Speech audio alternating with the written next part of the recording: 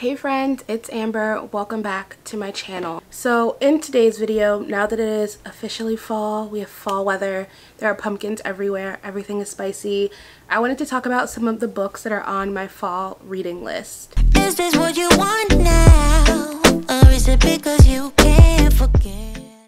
As many of you know, I am very much a mood reader. I cannot stick to a set TBR to save my life. And in fall, there's like this weird thing where it's like most of September is technically still summer, and then for November I try to prioritize nonfiction books and do my version of, well, not my version of, what is nonfiction November. So my fall reading list is more so books that I want to prioritize in October, but calling it an October reading list just didn't seem like a good fit. Personally, when it's fall, that's when I try to get like a little bit more of my like darker, more hard-hitting reading done. I think in the summer a lot of us tend to want to read something light like romance or a lot more YA contemporary, at least I do. But now I'm just like, all I want to read are dark fantasies and hard-hitting contemporaries and those deep literary fiction book and dystopian. So I have 12 books today that I want to talk to you guys about that I'm really excited to read over the next couple of weeks. And if you have recommendations that are like your go-to cozy fall reads, either that you're planning to read or books that you tend to revisit in the fall, leave them in the comments. I would love to see what you guys are reading as well. Alright, so the first book on this list is the only one that I don't physically have a copy of right now because it's not out until, by the time this video goes live it will be out, but it doesn't come out until Tuesday the 7th or the 8th. It is one of my most anticipated books of the year. I've been anticipating this book probably for 2 or 3 years now since the author first started posting and talking about it, and that is The Invisible Life of Addie LaRue by V.E. Schwab. V.E. Schwab is one of my favorite authors of all time. I don't think I've read everything that she's written yet. I definitely haven't read her backlist titles like The Near Witch, or there's one more of her older books. It's like a trilogy. Why can't I think of the name? I know what it's about. It's a girl. She can speak to the dead. What is that? I remember checking them out from the library and I didn't get to finish them before they were due. Anyway, I'll pop it up on screen. But the point is, I love V.E. Schwab. When she first started talking about this book, I thought the synopsis sounded right up my alley. I'm so excited to get to it. The Invisible Life of Addie LaRue follows our main character, Addie. She's made a deal with the devil to live forever, but the consequence of that deal is that no one will ever remember her. She meets someone, and then when she goes for, I think this involves a lot of time travel. When she goes forward to another part in time, that person remembers her, which is not supposed to happen. So at first I thought I was going to request an arc of it, but I realized like I want to read this book and experience it like with everyone else because I'm so excited for it. I'll probably vlog when I do get my copy and get to read it. I've been waiting for this book literally for the entire year, and after the year that 2020 is shaping out to be, I need to look forward to something, and I'm really looking forward to this book. So that is definitely like the most important book probably that I want to get to on this list. The next book is interesting for me because you guys know I do not read a lot of thrillers, but that book is When No One Is Watching by Alyssa Cole. I first read Alyssa Cole's romance books. I started reading her series. I don't know what the entire series is called, but I read the first book in it, A Princess in Theory, which is like a romance book that follows like it has a fake dating trope, and there's like an African royal family in it. It was really well done. Highly recommend. But now this is Alyssa's latest release. It just came out I think a few weeks ago in September, and this is a thriller. So I haven't read the synopsis because I think that when you read the synopsis of a thriller, it tends to spoil a lot of the plot points. So I will leave a link obviously to all the books I mentioned, so if you want to read the synopsis you can go ahead, but I am waiting to be surprised by this one. It's pretty short, and I have a few friends who have read it and they've all really enjoyed it. Hopefully I can get this done like during the daytime because you guys know I'm a scaredy cat, but I'm really excited to get into this book because I really did enjoy Alyssa's writing in her other book. Next is a book that I have been anticipating and wanting to read for a while now, but have been very intimidated to do because it is the biggest book on this list, and that is The Priory of the Orange Tree by Samantha Shannon. This is probably like one of the biggest books that I own at this point. I think it's like almost 1,000 pages, or in the 800 page range. This is a beast of a book. I don't know if I'll get to it this month, but I would at least like to start it and start chipping away. It is a fantasy book that follows a queen. I'm pretty sure it's also a standalone, which is really interesting because usually fantasy books, especially of this size, tend to be longer series that take place, like kind of take us through the world. So I'm pretty sure this is a standalone. I didn't read Samantha Shannon's other series, so I haven't really read her writing yet. But I just remember when this one first came out being so excited. I know it involves a lot of politics and I love a good political fantasy. So this is high on my list. Next up, I have another chunky fantasy book, and that is The City of Brass by S.A. Chakraborty. This is a fantasy book that is set in Cairo, and I'm not sure if it's Cairo as it stands. I know it's like set in the past, I think like 17th or 18th century. Yeah, 18th century Cairo, but I'm not sure if they've if she's adjusted the culture to fit the fantasy world. But we follow our main character who is kind of like a con artist, and then one day she discovers that she can conjure up magic when she's going to do like one of her cons. She like scams the wealthy, which like eat the rich, but she then like ends up conjuring some kind of like dark magic, I think, and then has to flee where she is and goes on an adventure. I've heard great things about this series.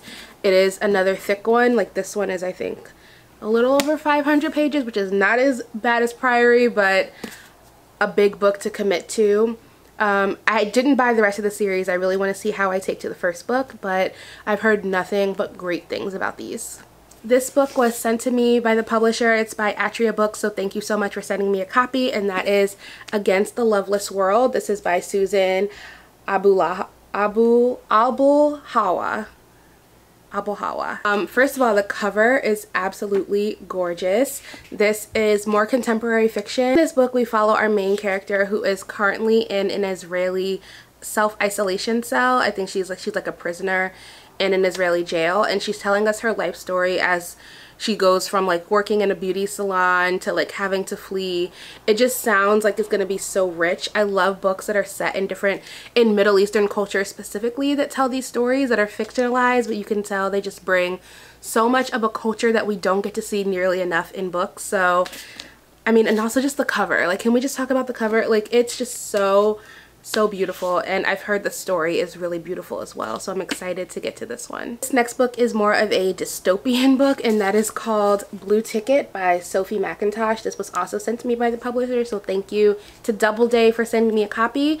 This dystopian book is honestly probably hitting a little too close to home these days, because as America is a dystopian novel right now that we're all living. But this book is set in a world where when a girl gets her first period, you go to like this center and you get your ticket to find out what kind of woman that you're going to be. So if you get I think it's like a blue ticket, a white ticket grants you marriage and children. A blue ticket grants you a career and total independence. You are relieved of the terrible burden of choice. And once you've taken your ticket, there is no going back. So we follow a woman who gets a blue ticket, and then she's questioning things, so she's forced to go on the run.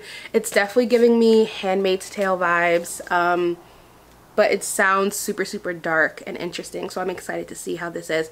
I haven't seen many people talking about this one either, so I haven't had anything to go off of, but the synopsis sounds very interesting to me.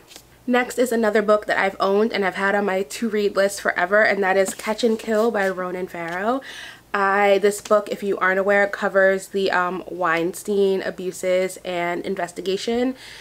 I think that I haven't even listened to the podcast because I wanted to read the book first, but the more that we see documentaries and investigations come out about these powerful men and the way that they've abused women and used their positions of power to become abusers, I think it's so important to consume media and understand. We obviously understand the roots of it, but could just continue to make sure that things like this are relevant, because I don't know, I feel like it's the least we could do. So everyone talks about how well done this book is. I think that it's without question that Ronan Farrow's investigation was a huge part of how Weinstein ended up in jail in the first place. So we'll definitely be reading this soon. Next is a bit of a weird one. I really don't know how to describe it, so I'll probably just read the back of the book, and that is In the Drowning Deep by Mira Grant. Fun fact, Mira Grant, I'm pretty sure is Shauna Maguire. It's another pen name that she writes under, and I have read almost every book. I think I just need to read the most recent release in Shauna Maguire's Wayward Children series, and I think they are absolutely magnificent.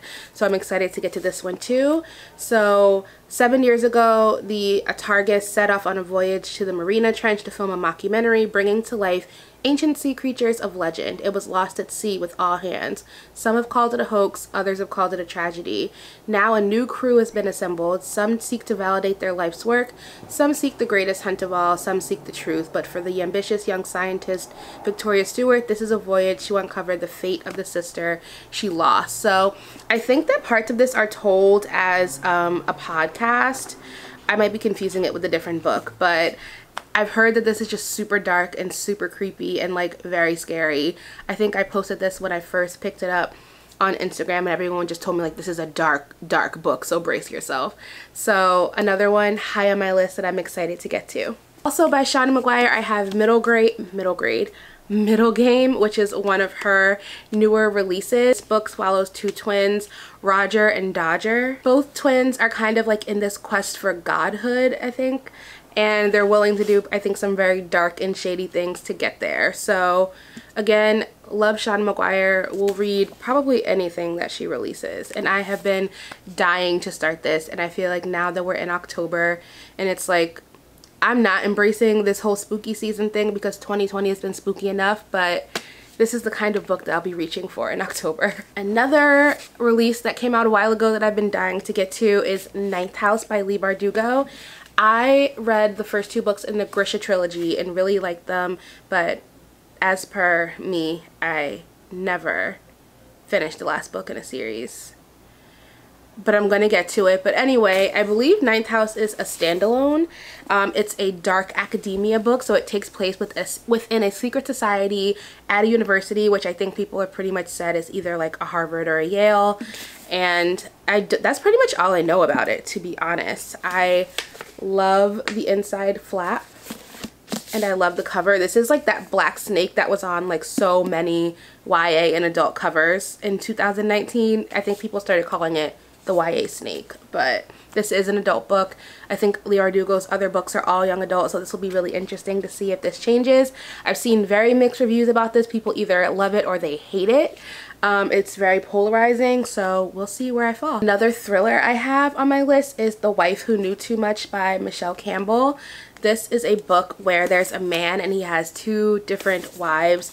One is dead, one is alive. They're two very different women, and it kind of is like a look at the lives of these very wealthy, powerful people and what ultimately is someone's undoing. So again, it's a thriller, so I try not to read too much of the synopsis and get spoilers, but I think this one will be enough. I hope it'll be enough of like the glitz and the glamour and the wealthy people that the actual like murder and scary stuff doesn't stop me from reading it. But these tend to be the thrillers that I enjoy when it's like scandalous. And the last book on my list is an ARC. This book is actually out in December. It's on sale December 8th. And this was sent to me by Atria Books as well, so thank you so much for the advanced reader copy. This book is a dystopian novel. It is by Catherine Hernandez, and I'm just going to read the back because it sounds like it's a very hard to explain plotline. Crosshairs births an indelible landscape of memory and uncertainty as Kay, the gay son of a Filipino and Jamaican immigrant, is on the run from a fascist regime operated by a it would help if I could read, huh? Operated by a paramilitary group known as the Boots. Those who fall at the bottom of the Boots' social stratification are rendered other and subsequently placed into work camps. They suffer violence that pushes them further into this otherness, although the new regime labels these sweeping acts as the renovation. So the main character is recounting all of the events that are happening within these camps in letters to their lover. I can't wait to get to this. I think the cover is very, very beautiful, and this plot line just sounds really interesting. Again, Another one that's going to hit very close to home. This is a very strange time to be an American reading dystopian because we're living in a dystopian, but very excited to get to this book. So those are all the books I have for you today. I'm really excited to see which ones of these I get to and which ones I end up liking. I have high hopes for all of these. There are a couple that I really do think are going to end up being 5-star reads for me, and there's some that I'm not so sure about. But let me know if you've read any of these, if any of these are on your TBR, if they're anything you're going to be prioritizing this October or this fall season. And like I said, if there are any books that you plan on reading just because it's fall time, or books that you always revisit in the fall, let me know in the comments. Always love reading off of all of your recommendations. If you aren't already subscribed to this channel, please do so. I post new videos every single week, and I will see you all in the next video. Is this what you want now? Feels like you're looking for something better.